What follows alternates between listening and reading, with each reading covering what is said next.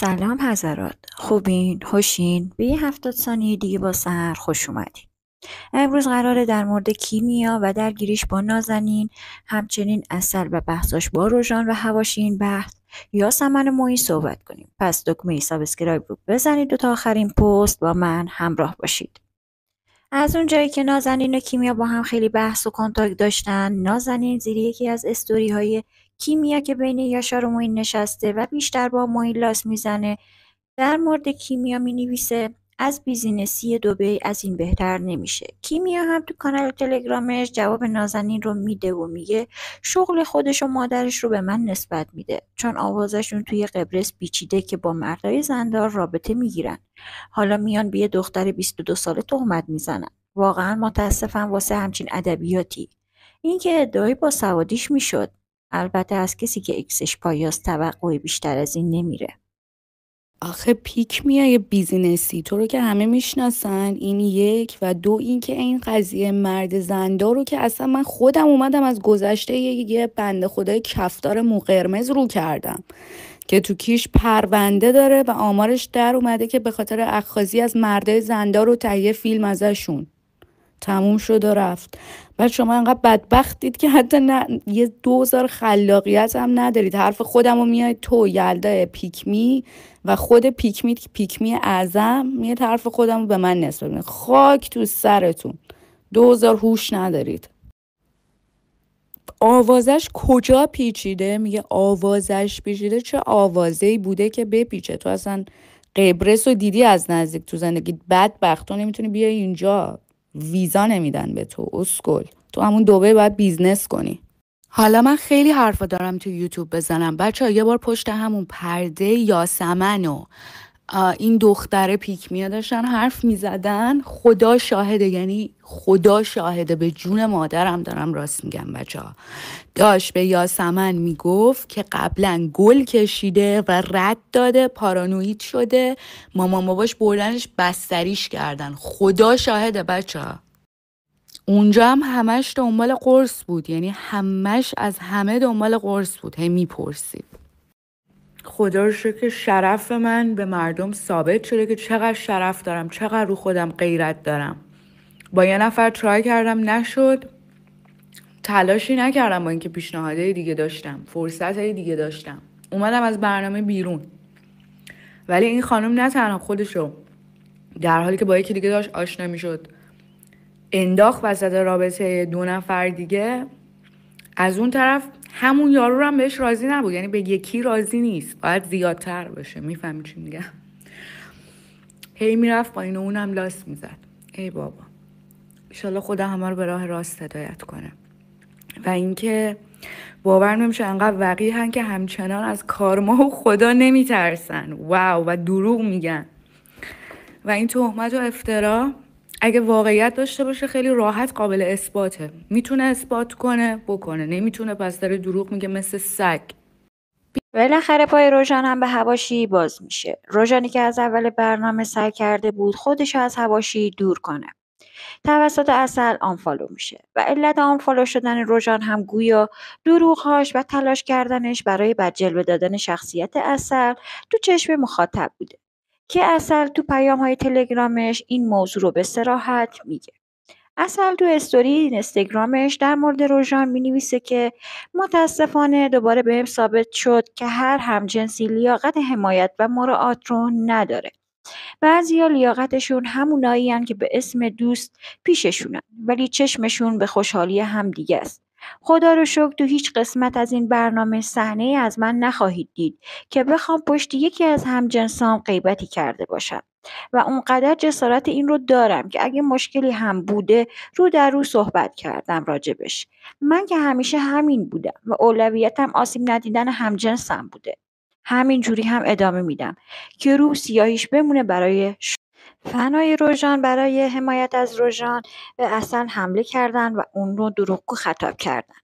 نه الان فقط این که میاد به من میگید چند شبه داری چه دروغ؟ شما آدم دروغگو ندیدید واقعا تو زندگیتون؟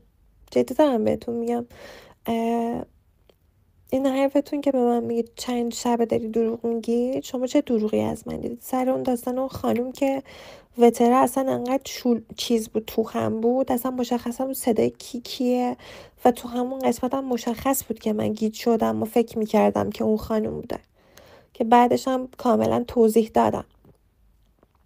بعد از اون راجب اون آقای که حتی دوست ندارم اسمشم بیارم، که ببین اون آدم انقدر خون کثیفی داره که اصلا زحمت نمیکشم بخوام توضیح بدم راجب این که میگید راجبش دروغ گفتم. خب در ادامه خودتون شرمنده میشید بابت همین حرفایی که دارید به من میزنید. سه این که راجب صحبتایی که حالا امشب راجب یاسمن و داستانی که امشب شد بخوام صحبت کنم. خب من یه چیزی از یاسمن پرسیدم، چون میدونستم یاسمن دختری نیست که بخواد دروغ بگه یا چیزی رو پنهون کنه. سر همینم انقدر واسش مشکل پیش اومد. شاید اونم اگه سیاست لازم رو داشت خیلی وقت لاکار نمیرفت. و ایشون هم حرف منو تایید کرد، گفت منم همچی فکری میکنم. من موقعی که با موین راجع به این موضوع صحبت کردم گفتم من تو جمع دخترها اینو بیان کردم و تاییدیه گرفتم. من نه اشاره مستقیم به اینکه یاسمن به من گفته کردم، اینو بارها هم تو قسمت راجع صحبت کردم و کاملا هم هدفم از اینکه چرا اسم این خانومو ندادم مشخصه. یعنی شما خیلی باید آدم بدذاتی باشی که میبینی وقتی یک شخصی چه دختر چه پسر فرقی نمیکنه، خیلیاتون اومدید گفتید مشخصه فقط به خاطر اینکه یاسمن رو سفید کنی دروغ میگی. یعنی شما اینو در نظر نمیگیرید که چقدر یه آدم میتونه دل کثیفی داشته باشه که فقط واسه این که حالا رابطش با طرف مقابلش یا پارتنرش رو کشه بیاد یه آدم دیگر رو بده بندازه وسط و در شرایطی که میدونه چقدر مجرونه انسانه. اگه شما تو زندگی عادیتون انقدر دل کثیف و سیاهی دارید که واقعا شما رو به خدای بزرگ میسپارم دوستان. یعنی منطقی که دارید باش با من صحبت میکنید انقدر غیر عادیه که واقعا فکر میکنم همتون از آدمایی هستید که تو زندگی واقعی فقط به خاطر منفعتتون و روابطتون دوستاتون رو میفروشید. فقط همچین ذهنیتی من میتونم از حرفاتون داشته باشم. در مورد اینکه گفته شده معین از کیمیا خوشش میاد، هم معین پست و استوری منتشر میکنه و میگه اگه من از کیمیا خوشم میومد تو روی خودش بهش میگفتم و اونجا فرصت زیادی بود برای اینکه بهش بگم.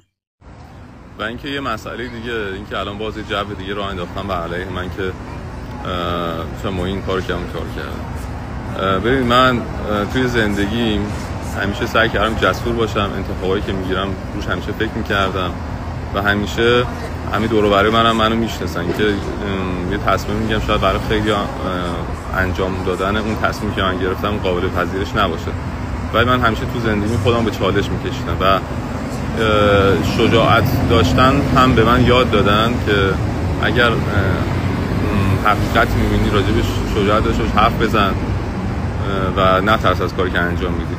و اینکه مثلا الان میگن که معین از کیمیا خوشش میاد. من اگر از کیمیا خوشم میومد میرفتم توی روی خودش بهش میگفتم. خیلی هم اونجا فرصت زیاد بود که همچین کاری کنم. و اینکه میگم مثلا خوشم نمیاد همین چیزی گفتم توی سور قبلی، نه اینکه چون میگم کیمیا یه موقع خدا نکرده مشکلش، نه خب چون میگم شاید از نظر اخلاقی شاید خیلی چیزای دیگه ماها به هم نزدیک نبودیم، چون اگر همچین چیزی بود من 100% میرفتم حرفم میزدم، همون جوری که به خانم دیگه این حرفو زدم میتونستم برم به کسی دیگه خوش آمده باشه اینو بگم. ولی یه چیزی هم هستش میگن که تو اون موقع چرا اون حرفو به فردین زدی. اون موقعی که اصل وارد ویلا شد خب منو انتخاب نکرد و من خیلی ازش حرصی شده بودم. اگر دقت می‌کردید یه غرور خیلی زیاد گرفته بودم و دوست نداشتم که فکر می‌کردم که اصل از قصد من انتخاب نکرده و اونجا منم داشتم هر چیزی میگفتم که بگم آره منم مثلا تایپم همچین آدمی نیستش. حالا خلاصه دیگه خودتون میتونید قضاوت کنید. و اینم باز در آخر بهتون بگم اینکه من هیچ کراشی روی کیمیا خانم نداشتم که اگر واقعا همچین چیزی بود مطمئن باشید مثل فردین یا حزم میشدم اگر حسی به کسی داشتم، یا اینکه میرفتم به طرف میگفتم. و به نظرم که خیلی اتفاقای خیلی خیلی بزرگتری توی برنامه میفته وقت خودتون رو برای همچین مسائلی پرداختن به همچین چیزایی با گول خوردن از موج درست کردن که یه سری آدم درست میکنن تلف نکنید، چون خیلی مسائل بزرگتری توی ویلا اتفاق میفته که خودتون بعداً میبینید و اون موقع میتونید منو قضاوت کنید. یاسمن هم در مورد عسل و معین توی این اینستاگرامش استوری میذاره و میگه بهتون بگم راجع به قضیه معین و عسل.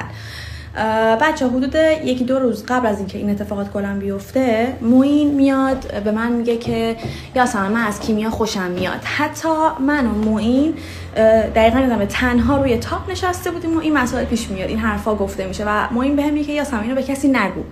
منم میگم باشه نمیگم.